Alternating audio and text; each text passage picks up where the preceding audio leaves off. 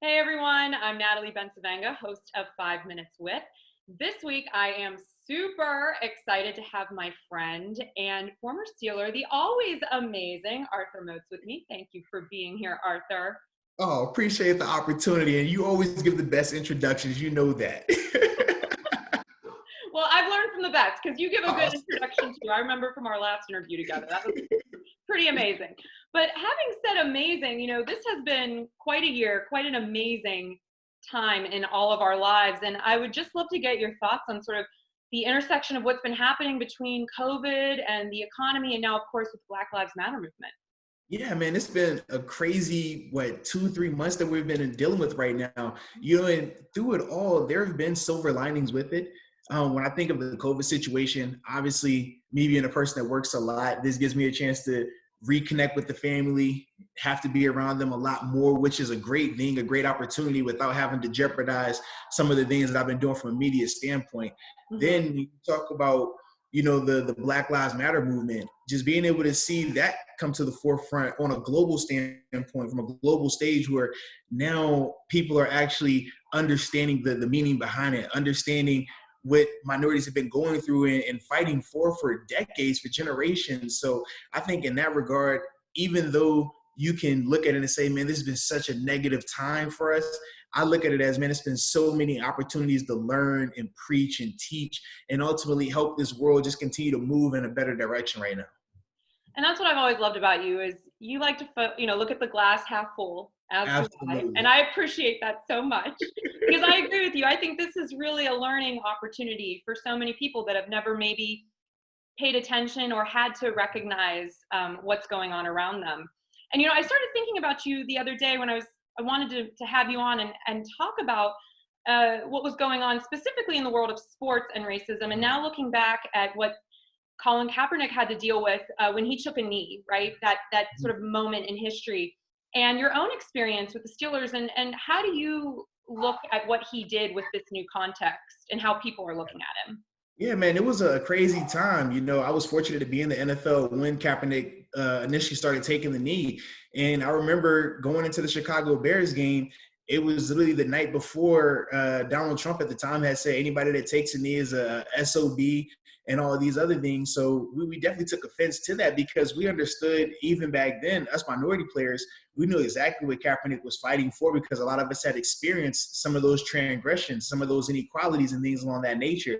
But I remember, we having a team meeting the night before trying to figure out the best way to go about, that next day because it was going to be a big deal in terms of guys kneeling, guys standing, the backlash that was going to come with it and stuff like that. And, we came up with a plan. Obviously, it didn't get executed the right way, which in turn had Al being out there on the field by himself. And it was just a bad look from an optic standpoint. But I just remember, afterwards, the backlash that we all got, both personally and from a family standpoint. I mean, I remember my wife receiving messages and things like that that were very derogatory, very hateful. I remember me getting, slanders, racist names, and things like that. And I'm like, you were the same people that would cheer for me and love me and talk about how nice I am and how you love this about my game and stuff, but you could turn around and say these things all because you don't understand the message or you choose not to understand it, because we made it very clear even then what the message was about. It was never about a flag. It was never about the military, because a lot of us, including myself, come from military backgrounds. My mother was a Marine for 13 years. So that was never an issue.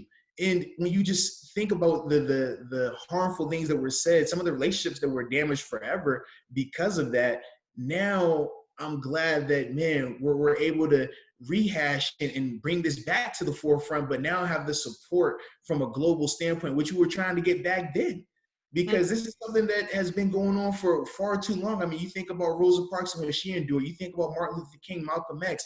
They've all been fighting for the same things that Colin Kaepernick Colin Kaepernick brought back up to the forefront, and that we ultimately, as minority NFL players, tried to back him on. So now, like I said, we're having the same conversations, but now I think America is more ready and more receptive to the message. And I think that's the part that gives me the most hope in this situation right now. And speaking of hope, when you look at your beautiful children, Mm-hmm. what is it that you hope for them that they won't have to live through in some of the ways that you and your family members and your friends have had to live through? Man, I first off hope for my son that I never have to give him the talk of, hey, if a police officer ever pulls you over, make sure you yes, sir, no, sir, turn on all the lights in the car, roll down every window, put both hands outside, don't move, turn the music completely off. I mean, I thought this was a conversation that everyone had growing up until I got to college, which was a predominantly white school at James Madison. And I'm talking to my friends there, and they're like, I've never had that conversation before. In fact, I'm able to say what I want to say to the police because that's my right. I'm like, whoa, you're crazy. So for me, I hope to never have to have that type of conversation with my son. And then for my daughters, I hope that they never have to experience some of these injustices that go on from, and that's why I say minorities and not just blacks, because women have dealt with different inequalities and different blocks in front of them just because of their gender. So for me, I think it's important that they never have to experience that either. And that's why I'm a big advocate for women's rights and just pushing that conversation forward as well, because they're in the same boat. We're all in this together from a minority standpoint. And I think it's important that we never just make it where it's only this group of minorities. Mm-hmm. All of us minorities have dealt with this. All of us minorities have to overcome this, but it's going to take all of us as a nation, as a world, to help make that progress happen. No, I agree completely. The intersection of these issues is where we can actually find commonality and work forward to move forward together to be just a better people and a better world for all of our children.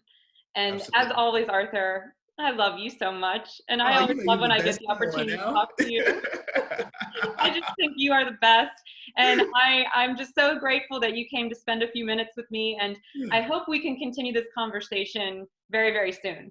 Yeah, we definitely need to. I mean, it's funny. We go from talking about fashion to now we're having these real life conversations right here. So it's beautiful to see how this has evolved. It really is. Well, thank you again, Arthur, and I hope you have a wonderful holiday weekend next week with the kids and all of that good Yes, stuff for 4th indeed. of July. You And as well.